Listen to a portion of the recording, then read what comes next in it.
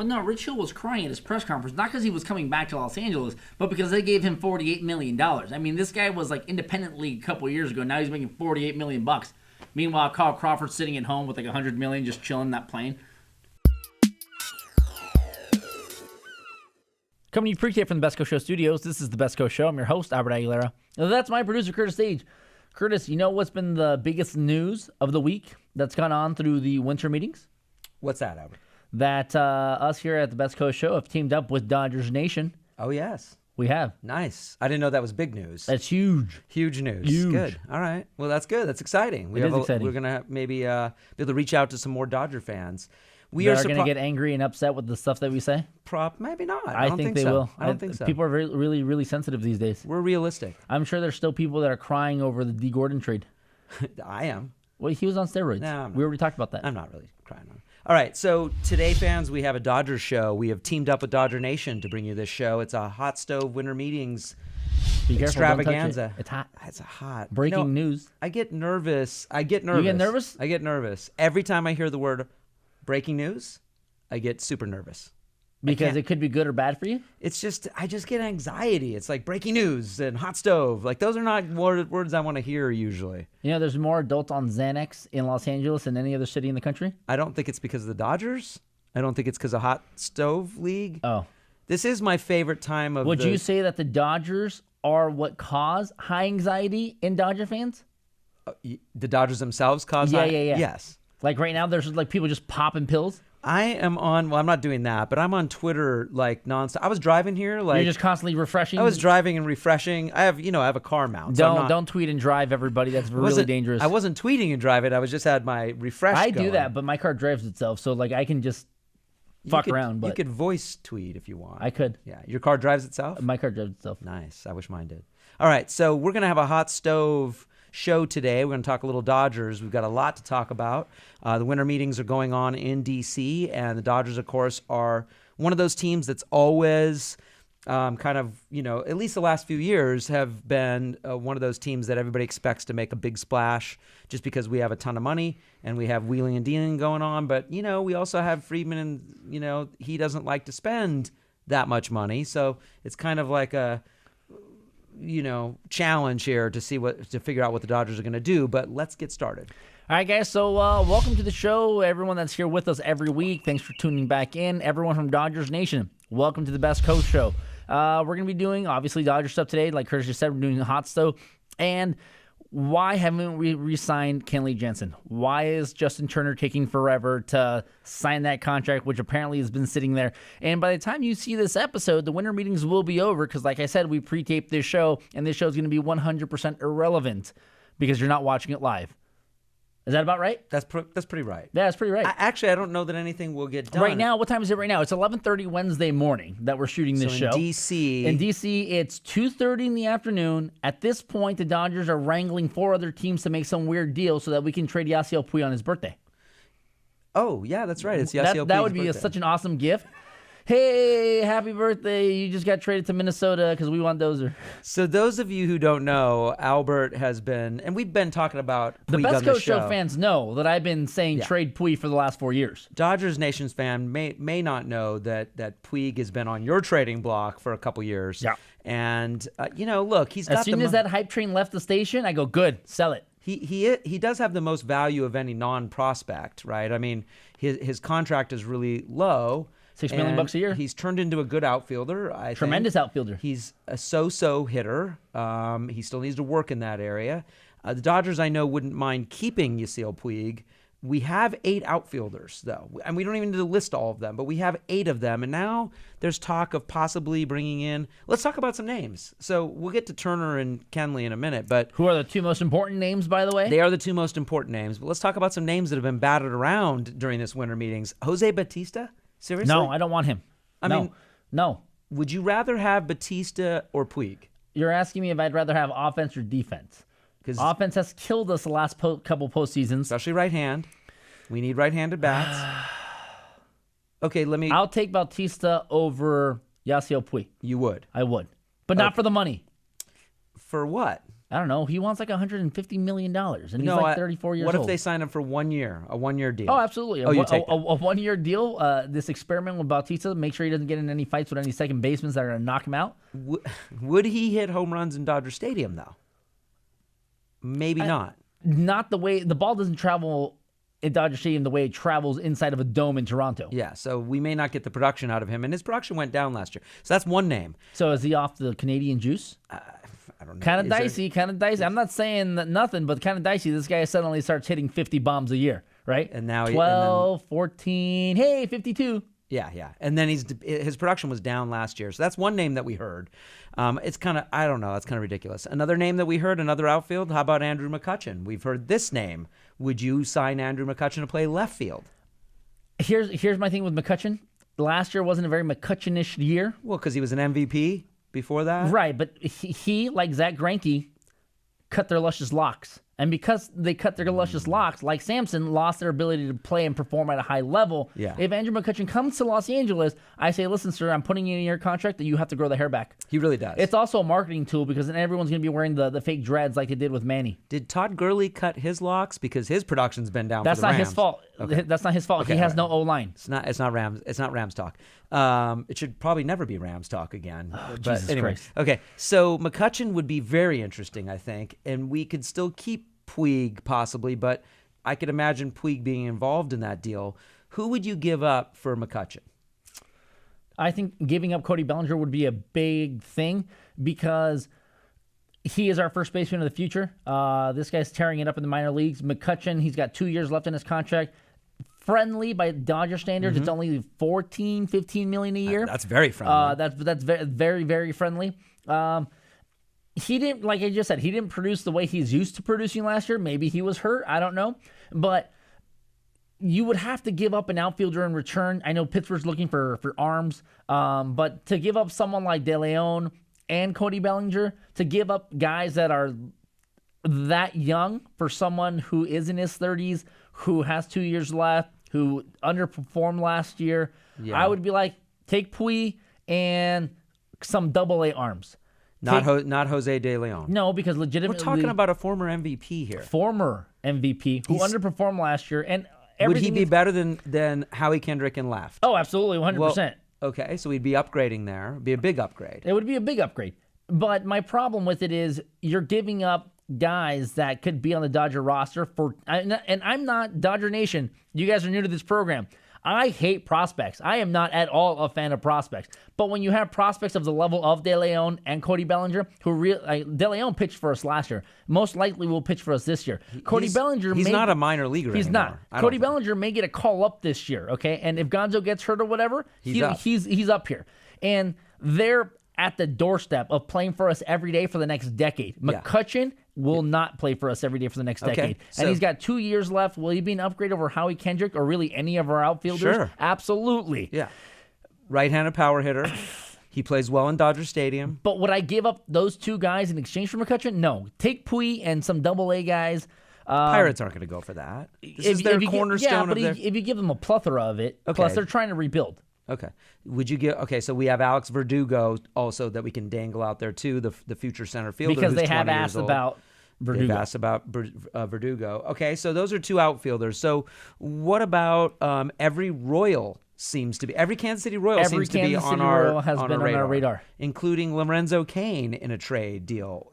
Lorenzo Cain, last time I checked, played center fielder. He plays center field. We have a center fielder. Yeah, but Friedman and Ziti don't care. They go, hey, can you play a position on the diamond besides pitcher outfielder. And catcher? He's a great outfielder. So that's what they want. Like, you look at all of our utility guys last year, none of them were utility infield or utility outfield. They were, hey, I can play both second base and left field like Kike and Howie. I can play first base and the outfield like Van Slyke. All of our utility guys are multi-purpose guys. So one rumor is the Dodgers dealing with the Royals and maybe getting Lorenzo Cain and Mike Moustakas, who those are both going to be free agents. The Royals will not be able to sign. They have 7 free agents coming up this end of this year. Well, that's why they're trying to sell off the team, because they're going, okay, all these guys are going to be free agent in the next 18 months. Let's get what we can for them so we can start rebuilding our farm system and our our 25-man roster because we cannot afford these players because we're a cheap franchise. And we got what we wanted out of them. Thank you for the World Series. So Moustakas is definitely a downgrade at third base. He's a good team guy. He would fit in nicely with the Dodgers, but he is not the level of Justin Turner in terms of WAR, in terms of home runs.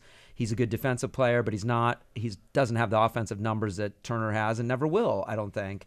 And then he'd come to Dodger Stadium, and he'd have to get used to the National League.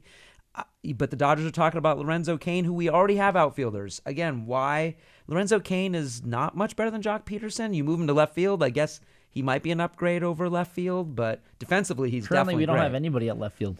Well, we have Andrew Tolles, possibly. How about Van Slyke? How about We Ethier? just resigned him to a 1-year deal. Yeah, how about Ethier? How about Van Slyke? How about Tolles? How about Trace Thompson? We have Trace Thompson. Oh, I forgot about him because I love Trace Thompson. I think he could be good, or they could trade him. Okay, what about Brian Dozier? He's been a big name for the Dodgers. Yes. And he's a twin second baseman. If you don't know this, he was the top home run second baseman in the American League last year. 42 home runs. Plays in a hitter-friendly park in Minnesota, but he'd be amazing at second base, and that'd be a huge upgrade for us. I think that's the direction Dodgers would like to go to. What would the Twins want for Dozier, who's their best player? He's their best player, and you have to understand that he has a very, very, very, very, very friendly team contract. We'd be giving up. He's under contract for the next 2 years for a total of $15 million. Awesome. Are you kidding me? Yeah. So they're going to be like, well, considering the fact that he's like the best second baseman in the American League, and he's getting paid like peanuts by MLB standards. Yeah. We're going to need Cody Bellinger. We're going to need. Would you give up Bellinger in that case? Because Dozier could move to first base. In that case, I would seriously consider that because of the contract, because he's not in his mid-30s. Yeah. Because he is producing at a high level, and offense is what we need. Yeah. Because we have the defense, we have the pitching. Even though we had like 25 starting pitchers last year, we have the depth at starting pitching, and we're still acquiring bullpen arms. And that hasn't been an issue for the Dodgers over the last few years, but just hitting down the stretch has always been that problem for us in the playoffs. He would solve that problem. And he would help solve that problem, So if Cody Bellinger were in the discussion to go to Minnesota in exchange for 2 years of $15 million plus, you could always extend him. Yeah. For Dozier, I would say pull the trigger on that. And Okay. as we speak, that might be happening right now. They would want probably 5 players for him. 5 for 1? Yeah, I would say so. I think it would be Dozier and like miscellaneous double A Could you imagine guy. Puig in Minnesota? That would be funny. Hilarious. That would be funny. He'd be all freezing cold. All his Instagram posts would be just like snot frozen to his face. Minnesota would probably embrace Yasiel. He's wacky enough that the Minnesotans would probably love him. I'm just trying to include Puig in every trade. Yeah, every deal trade. has to include him, even though it's his birthday today. We may trade him. Yeah. Hey, it's business. It's business. It's business. his Sorry. business. At the end of the day, I'm not going to feel bad for him. Like, hey, you're a millionaire getting traded on your birthday. What about Ian Kinsler? I think he's still a good player. He's older than Dozier. Would you? And he'd cost less. He'd cost a little less. Would you take Kinsler over Chase Utley? Well, Chase is a free agent. I'd like to bring him back, but he's looking at the Angels. The Angels are looking at him. He's a SoCal guy. He went to UCLA. I'd be okay with him. I would be okay with him playing for us or playing for Anaheim. We don't hate the Angels. We don't have Dodger Nation. We don't hate the Angels. Yeah, I don't. We just don't really. Here's my thing. I don't understand why the Angels have a problem with Dodger fans. You're not in Los Angeles, first of all. No. You're the. Do they know that? I don't think they know that. Okay. But yeah, the Anaheim Angels are in Anaheim. The Los Angeles Dodgers of Los Angeles are in Los Angeles. Mm-hmm. We don't play in the same league. We've never been in the World Series. We've never knocked each other out of contention until recently when interleague became a regular thing. I mean, granted, we play each other, 6 times a year? Yeah. Meaningless. Yeah, there's not a rivalry. There's no. Yeah, I don't. We don't hate Angel fans. It's fans. not like the Kings and the Ducks happen to be in the same division. You know what I mean? Yeah. The Angels and the Dodgers happen to be 20 miles and 3 hours apart. Look, I live in Long Beach. Some of you guys know this, and I live right on the border of Dodger fan, Angel fan, and so I'll be at like my son's Little League games, Pony League games, and there'll be Angel fans there, and I don't get disgusted by them like I do if somebody's wearing Giants gear. I'm like, I'm steering clear of this dude.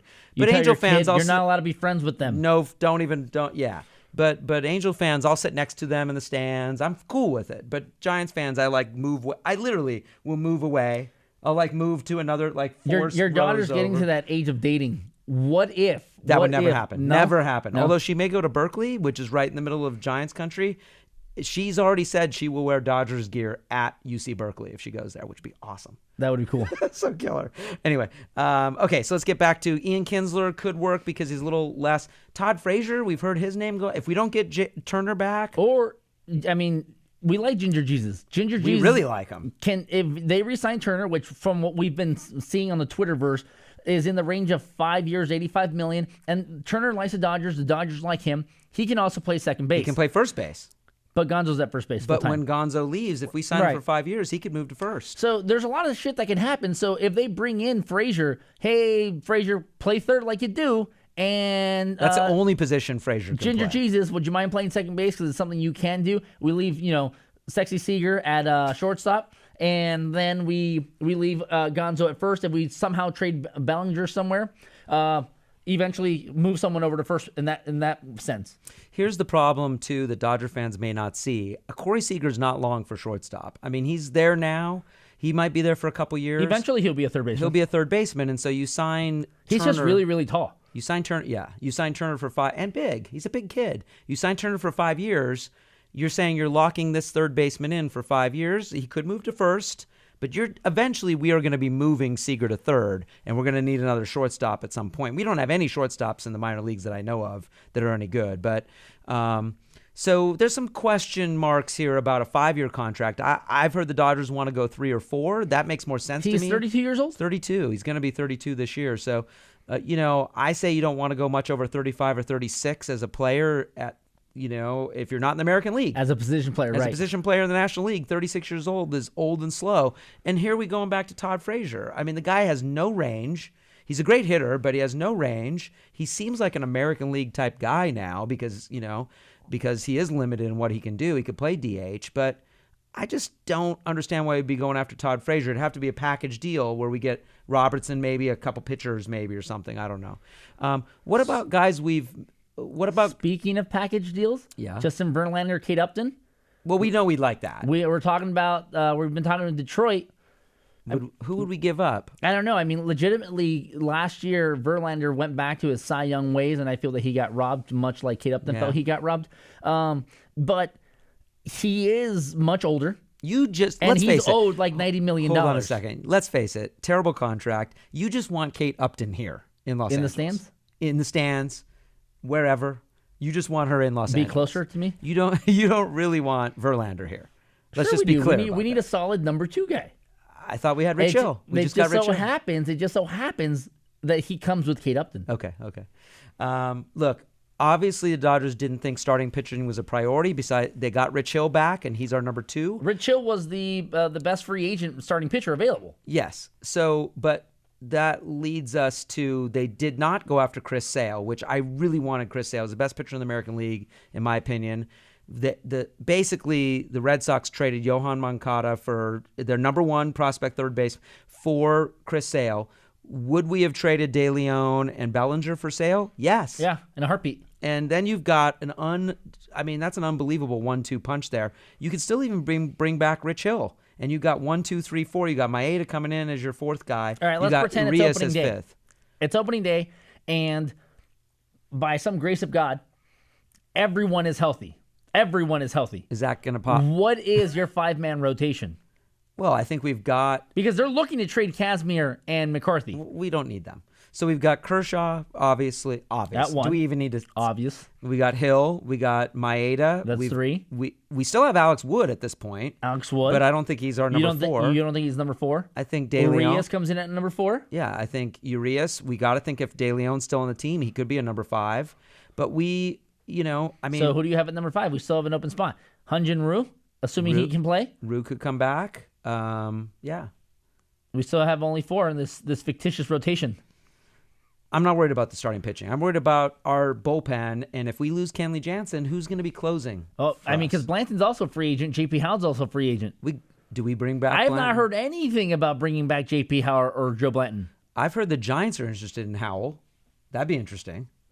That tends to happen a lot with our relievers. Yeah. Then we'll be interested in Casilla, no. who blew like 20 games. Ned Coletti is not the GM anymore. He's not allowed to make decisions. So we're not getting any That's Giants. why we're not bringing in any more Giants. We're not getting any Giants. And overpaying them. So we have to bring back Kenley Jansen. But but at $95 million. Yeah, and like we said in our last episode prior to the with season being over, when we got eliminated, we did that end of the year episode, and we said it. Jansen and Chapman are going to sit around at 1 and 2 and wait for each other to get signed, so that if one gets signed, the very next day, like Chapman goes, and then Jansen's like, okay, I want what he got plus $1. That's exactly what's going to happen. And right now, there are reports that someone has offered Chapman $93 million. Over how many years? I have no idea. But $93 million, okay, he's a closer. Closers are very important. They're the best pitcher in your bullpen. But you're going to give some guy almost $20 million a year, assuming this is a 5-year deal to be your closer? Get the fuck out of here. No thanks. Yeah, I mean, there's only 2 teams that really, I think, would pony up the money for the Dodgers Jansen. and the Yankees? The Dodgers and Yankees. Who both had Chapman at some point? Yeah. Why the Dodgers? Well, he still would have been a free agent this Why year. the Dodgers are even considering talking to Chapman is beyond me right now. You had him in a trade, and you're like, nah, you know what? That whole domestic violence thing, sorry, brah. And so they let him go, and now you're talking to him again? So what, suddenly that domestic violence thing never happened? I think talking to him even, I think, drives the price up a little bit too. I would just say we're not interested in Chapman. Maybe they're driving the price up on purpose to fuck over Don Mattingly and the Marlins, who are like really pushing for him, because apparently they said that their chances for Kenley Jansen aren't looking so good. And he would go play for Mattingly. There's no doubt about that. I think he even told Don Mattingly he'd welcome playing for the Marlins. And I think he'd be, fine down in Miami. But, I don't think the Marlins could afford Jansen. I really don't. Their ownership has already signed off on, hey, spend the money you got to spend. Yeah, maybe. Okay, so then that really limits them with all their other needs that they have, and they have a lot of other needs. So we need to bring back, what's more important, Turner or Jansen? Turner. Why? Because he plays every day. So you don't think... And he hits. He does, but you think... but at the end of games, we need somebody that's going to close games out. Jansen was the only reason why we won the West, in my opinion. Turner was great last year. Everybody loves Justin Turner. I mean, he's Ginger Jesus? fan favorite. The Dodger clubhouse is better to have Justin Turner in it. He's a local kid. But Jansen is a really lights out end of the bullpen guy that if you're going to win a World Series, there's no closer by committee that wins a World Series. And the Giants just got Melancon. He's off the table. So we have to have a closer. And if Pedro Baez fucking touches the ball in the 9th inning for the Dodgers, there will be a revolt in Los Angeles. Because everyone's going to be like, bro, it's already 9:55. Yeah. I need to go to sleep. It's 11:15. You've been pitching this inning for like 45 minutes. Besides that, he's not a pitcher. Well, we know he's not a pressure guy. He's not a pressure guy. He's not a pitcher. He's a thrower. He throws the ball. He doesn't pitch the ball. He has one pitch. Throw the ball close to the plate. Well, if you ask me if I wanted Kenley or Chapman, I'm going to go with Kenley. I don't feel that Chapman is worth what people are saying he's worth. I feel that Chapman is just like Jonathan Broxton. He's a guy that throws the ball really hard, and when you get to the higher levels of the game, when you get into the playoffs, he got tagged by every team that he pitched against in the playoffs. He almost blew that clinching game for the Cubs in the World Series. Yeah. And he was like, oh, thank God you guys bailed me out. The Dodgers tagged him. Every elite level hitter can hit a ball that's coming at you 103 miles an hour in a straight line. And we saw that with Broxton. But what makes great closers great? The number 2 pitch. Gagne had the changeup. Saito had the slider. Freaking Jensen has the cutter. Mariano Rivera, best closer ever, had the cutter. And then you had Trevor Hoffman, who had the changeup. Yeah. Chapman doesn't have a number 2 pitch. He just throws the ball really fucking hard. Good point. And that's why I like Jansen as well. I think that if in 2 years from now, 3 years from now, Chapman loses any velocity, he's done. Yeah. He's done as a closer. He won't be effective because he doesn't have a number 2 pitch. We lost out on Wade Davis. The Cubs made a great deal getting Davis for Jorge Soler. They don't even need Soler. They've got plenty of people in the outfield. They don't even need him. So Wade Davis for the Cubs is a great deal. He was the best reliever in the American League 2 years ago. He's had some injury problems, but so we've missed out.